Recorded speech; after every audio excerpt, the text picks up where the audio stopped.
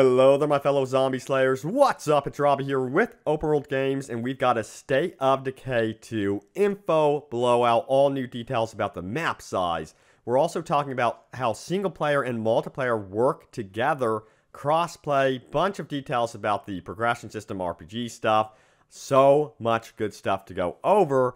So that's what we're going to be talking about today right now. Also, by the way, do not forget to check out our Facebook page in the description below so you never ever miss another update about State of Decay 2. But let's dive into this right now, starting with that crossplay support. So yes, just to confirm, like Sea of Thieves, there will be crossplay support between Xbox One and PC. This is a really cool technology. I'm thrilled about this, and it's good to see that Microsoft is actually doing this. Now, what about the map size? So, Undead Labs, the developers, did a recent live stream, and they say that the map in State of Decay 2 is about the same size of State of Decay, which is good to hear. It's a pretty big map in State of Decay, but remember this, there will be 3 maps as well, so it's basically like 3 open worlds in this game. And the devs did confirm that there's going to be more to do on these maps than the first game as well. And the areas to explore are actually better laid out. So they really want to have the pacing done very well. And what I find really cool, again, is that nighttime will really influence how you explore this world for sure. I mean, just look at the screenshots here. The world does look quite stunning. And remember, the price point is also very attractive at $30, so that is really cool. This looks like it could be an area where the blood plague virus is present, so you got to be very careful about that one for sure. But let's get back to some of those details for you guys. So what about that blood plague virus I just mentioned? Well, they gave up some more details about that one in their live stream.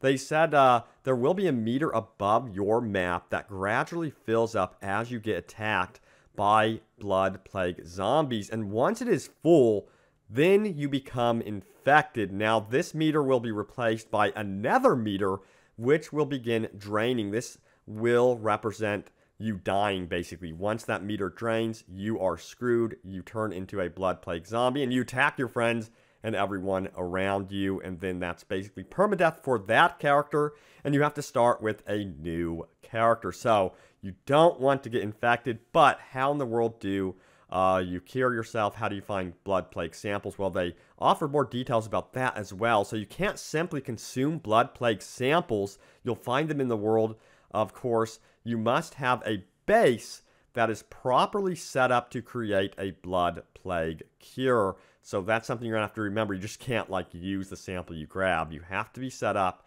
to cure yourself. Now, also a friend can actually administer the blood plague cure, so it's another reason to play co-op. So you may want to hop into a co-op game if you're finding yourself having trouble, finding a cure in your own game world.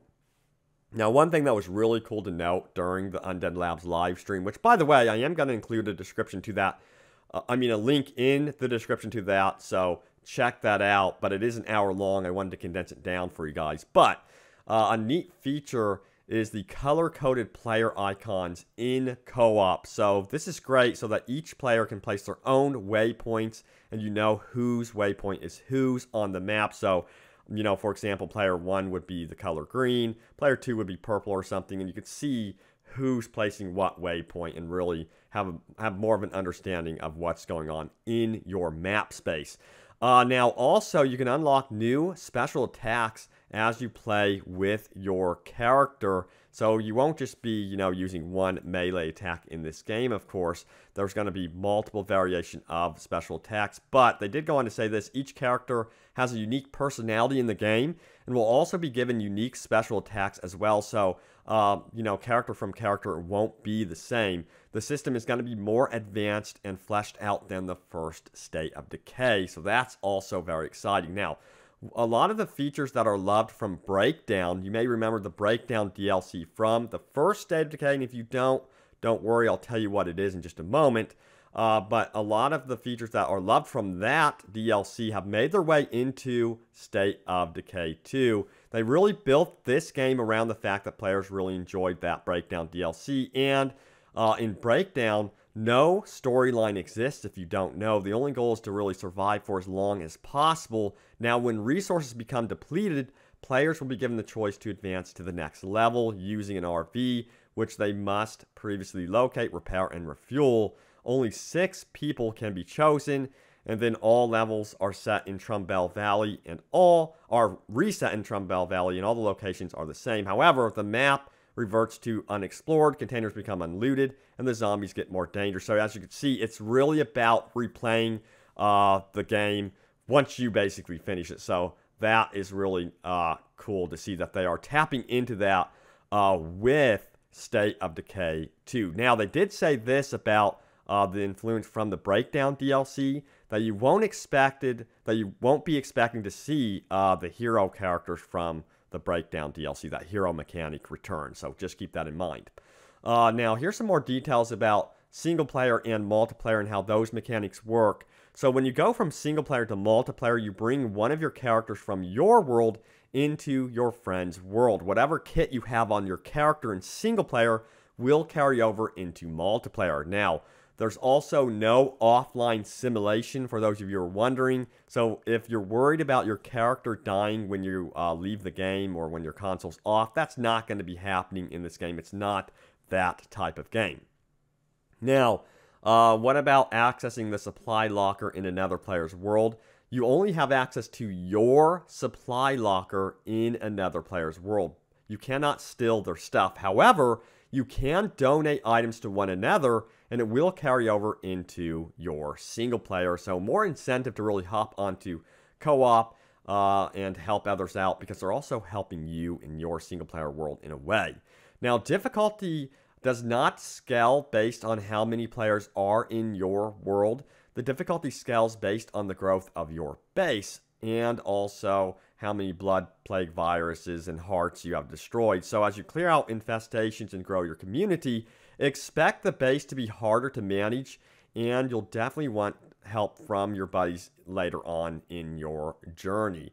But you're probably asking, I just want to play single player, Robbie. I don't want to worry about all this co-op stuff at all. Well, you can bring AI partners along with you during your journey. That is very much a possibility, so you don't have to worry too much about hopping it on co-op. But I do imagine a lot of you really are wanting to embrace the co-op element. It's probably one of the most requested features. Now, let's talk about looting. So when there are more people in your game world and more co-op players, there will be more containers to loot. The idea is that the game wants to encourage you to, of course, play that co-op due to the fact that there's going to be more to discover.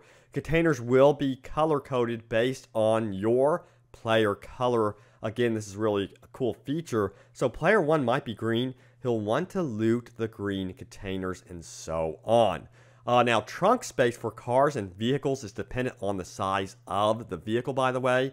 An SUV will have more inventory space than a smaller car, so you can expect to find more stuff in bigger cars and vehicles. And again, you know, like ambulances will have medical supplies, and utility trucks would probably have some sort of crowbar or weapons in them. So it seems like they're really doing stuff with the loot that makes a lot of sense depending on where it's actually found and located in the game world. Now, there's going to be several different types of backpacks, by the way. Now, some packs offer a larger inventory space, but are heavier and can greatly impact your stamina, so be wary of this. Want to be light and nimble? Well, then go for a lighter backpack. So it might be wise to have a friend in the group linger behind and with a larger backpack and become the pack mule of sorts and really, you know, hoard all of the good items and basically help upgrade everyone and gift out stuff. Hopefully you have a trustworthy friend that doesn't take everything for themselves. So I can imagine some really funny stuff happening for sure in co-op. Now also, will there be friendly fire in co-op? There is no friendly fire, so you don't have to worry about that headache. But I do have to ask you guys, do you want to see some sort of mode that's more hardcore, where there's that element of, you know, fear that possibly one of your friends could betray you? Do you want to see some sort of PvP where you can have your base on their game world real quick and they can have their base? I see so much potential for some sort of PvP mode that's kind of like a real quick It wouldn't be a really quick match, but maybe a match that could last for like 45 minutes where both of you are building up your bases and trying to attack each other. I could see that happening, kind of like a Walking Dead type confrontation between two home bases. But yeah, there it is, guys. Some really cool updates from that Undead live stream. It's an hour long. You can find it in the description below. What's really cool about the live stream is you can see how passionate the developers are about this game. They are so excited to finally have this game out in the open. They are super hyped, and you can see in their faces that this is their time, and they can't wait for us to get our hands on the game finally. But guys, thank you so much for watching. Stay tuned for more State of Decay 2. Don't forget to hit that subscribe button, and I will see you guys soon enough in a zombie-infested open world in State of Decay 2. See you guys there.